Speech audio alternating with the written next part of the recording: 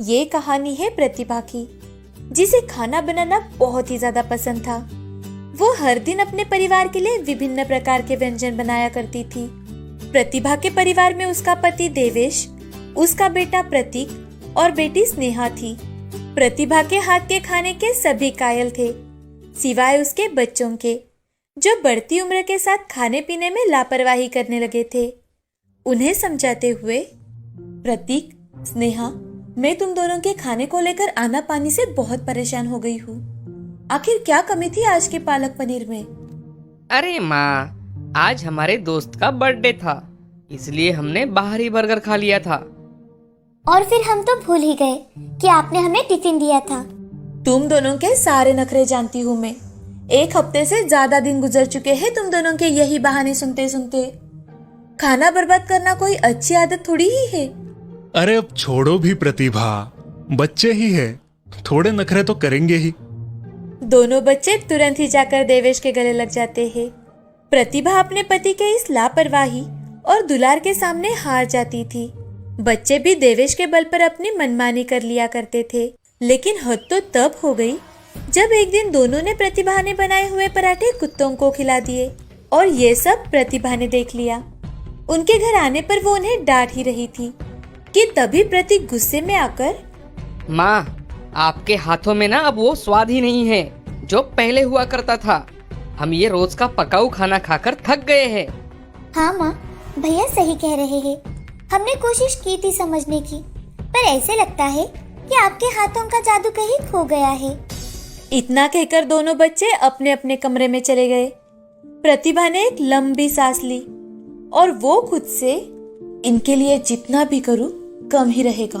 उस रात प्रतिभा मायूस हो लेटी थी। तभी उसे अपनी माँ का कॉल आता है। हेलो, कहो माँ, कैसी हो? आज अपने इतनी रात को कैसे कॉल किया?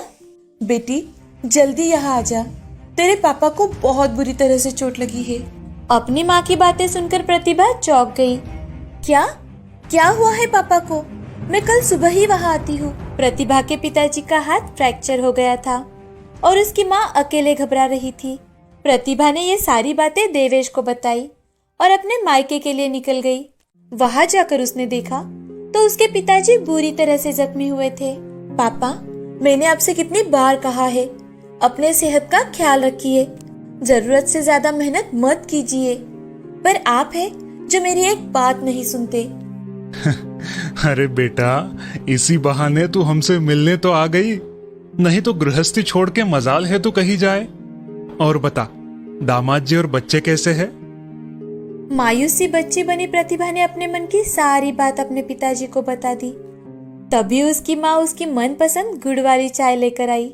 माँ पिताजी के साय में उसे अपना बचपन वापस से महसूस हो रहा था, लेकिन प्रतिभा इस कारण से अपने मायके नहीं आई थी। वो तो अपने पिताजी का ख्याल रखने और जब तक उसके पिताजी ठीक नहीं हो जाते तब तक अपने पिता की एकमात्र कमाई का जरिया उनका ढाबा चलाने के लिए आई थी। प्रतिभा अपने जवानी के दिनों में यही काम किया करती थी। अपनी माँ से उसने ढाबे के मेनू के बारे में कुछ और जानकारी ले ली।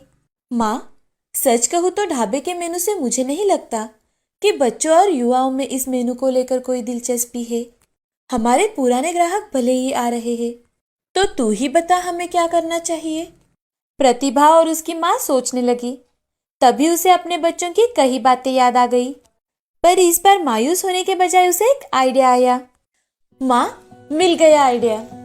उस रात प्रतिभा ने अपने मोबाइल के जरिए ढाबे का नया मेनू लिखा और उसे सुबह जाकर प्रिंट करवा लिया।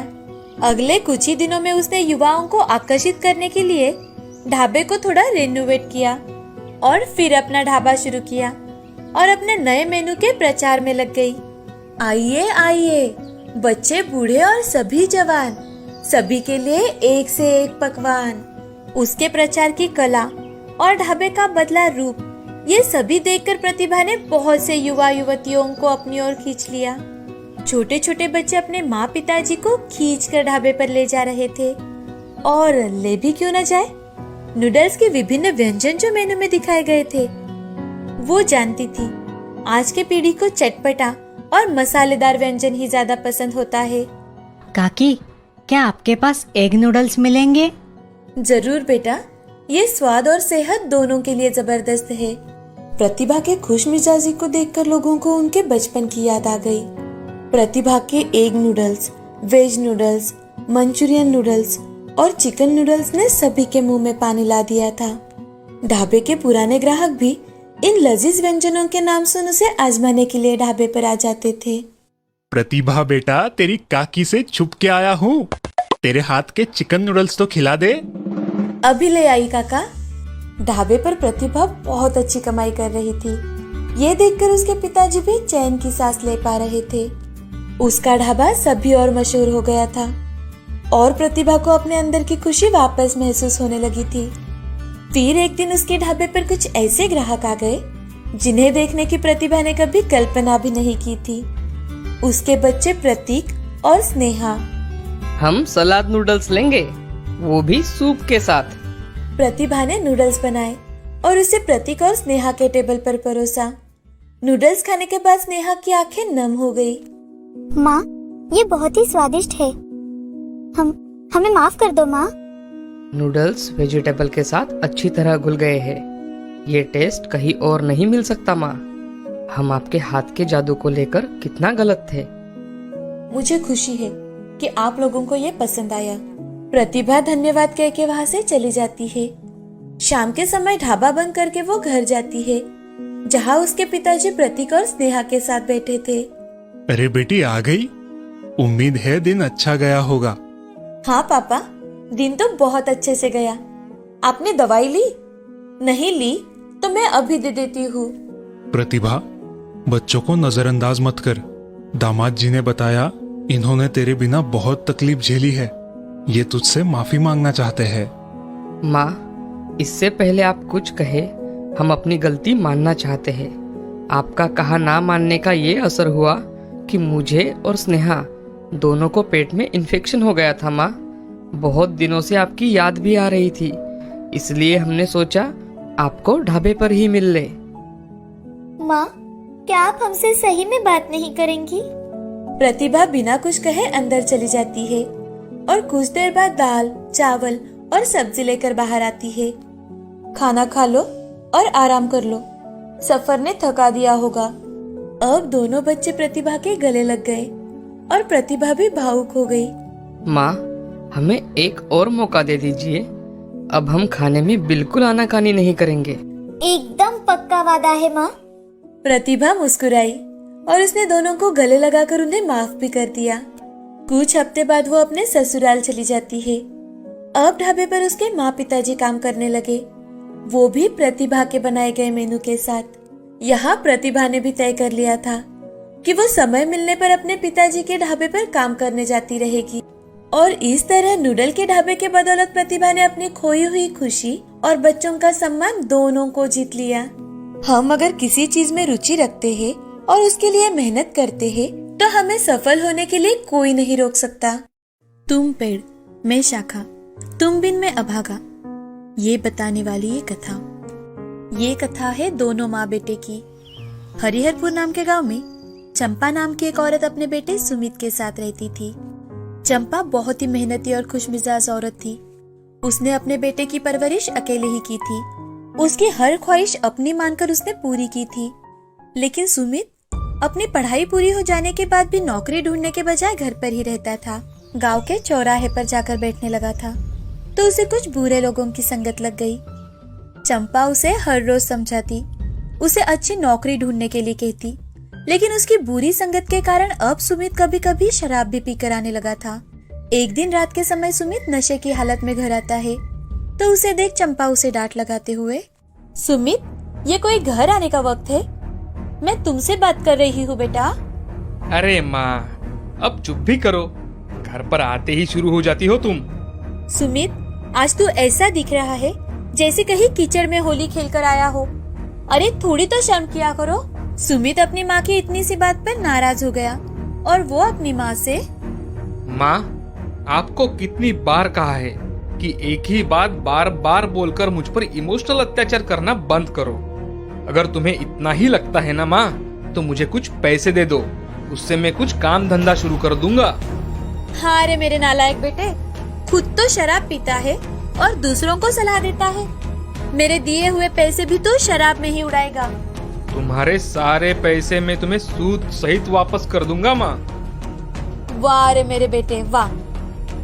देख तू अब होश में नहीं है, हम कल इस बात पर बात करते हैं। सुमित अपने कमरे में जाकर बेड पर सो जाता है।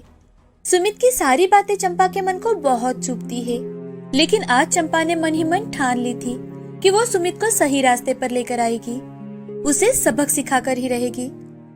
अगले ही दिन चंपा बीमार पड़ने का नाटक करती है और फिर सुबह सुमित उठने के बाद जब चंपा के पास जाता है और उसे बिस्तर पर पड़ा हुआ देखता है तो वो अपनी माँ से, अरे माँ, क्या हुआ है तुम्हें? तुम इतनी देर से बिस्तर पर सोई हो? चंपा सुमित की बातों को अनसुना कर वहीं पर पड़ी रहती है। ये देख सुमित डर जाता है क्योंकि कल रात तो उसकी माँ बिल्कुल ठीक थी। तो वो अपनी माँ के पास जाकर, माँ, तुम्हें ठीक नहीं लग रहा है क्या? चलो मैं तुम्हें अभी अस्पताल लेकर चलता हूँ। नहीं बेटे, थोड़ा आराम कर लूंगी तो ठीक लगेगा। नहीं माँ, हम एक बार अस्पताल जाकर ही आते हैं, चलो जल्दी।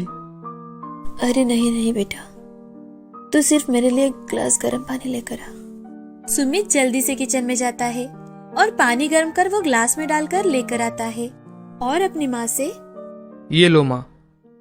चंपा गर्म पानी का ग्लास हाथ में लेकर उसे जानबूझकर छोड़ देती है और ऐसे दिखाती है जैसे थकावट की वजह से हाथ से गिर गया हो। तभी चंपा सुमित से, बेटे मुझे माफ कर दे, मुझसे गलती हो गई। कोई बात नहीं माँ, मैं फिर से गर्म पानी लेकर आता हूँ। सुमित फिर से किचन में जाता है और एक गिलास पानी गर्म कर लेकर आता है और अपनी माँ को देते हुए, ये लो माँ। चंपा अपने हाथ में ग्लास लेकर फिर से छोड़ देती है। तो ये देख सुमित को बहुत ज्यादा गुस्सा आ जाता है और वो अपनी माँ से, अरे माँ, ये तुमने क्या कर दिया? इतने कीमती बिस्तर पर पानी गिरा दिया, अब तो पूरा बिस्तर ही गीला हो गया है। तभी चंपा सुमित को जवाब देते हुए, बेटे मैं तो बीमार हूँ, लेकिन क्या तुम जानते हो जब तुम सिर्फ 6 महीने के थे, छोटा सा बच्चा थे, तब तुम न जाने कितनी बार बिस्तर गिला करते थे, लेकिन मैं तुम पर कभी गुस्सा नहीं होती थी। रात को तुम जब बिस्तर गीला करते थे और रोते थे तो मैं तुम्हें सूखे बिस्तर पर सुलाती और खुद गीले बिस्तर पर सो जाती थी। और आज देखो तुम्हें मेरी कुछ नहीं पड़ी, तुम्हें इस बिस्तर की पड़ी है। तुम मुझ पर गुस्सा कर रहे हो कि बिस्तर गीला कर दिया। माँ की ये बातें सुनकर सुमित की आंखें खुल जाती है। उसे अपनी गलती का एहसास हो जाता है और अपने आप ही उसकी आंखों से आंसू बहने लगते हैं। वो हाथ जोड़कर अपनी माँ से, माँ, मुझे माफ कर दो माँ। मैंने तुम्हें क्या क्या नहीं कहा, मगर तुम चुपचाप सहती रही। मुझसे बहुत बड़ी गलती हो गई माँ, मुझे माफ कर दो। सुमित अपने माँ के पैर पकड़कर जोर जोर से रोने लगता है। तो उसका रोना देख चंपा की आंखें भी नम हो जाती है। वो सुमित को उठाकर, सुमित तुझे तेरी गलती का एहसास हो, इसीलिए मैंने ये सब किया था। अब तुझे तेरी गलती समझ में आ चुकी है, तो अब मुझे और कुछ नहीं चाहिए। चंपा सुमित को प्यार से पुचकार कर उसे गले लगा लेती है।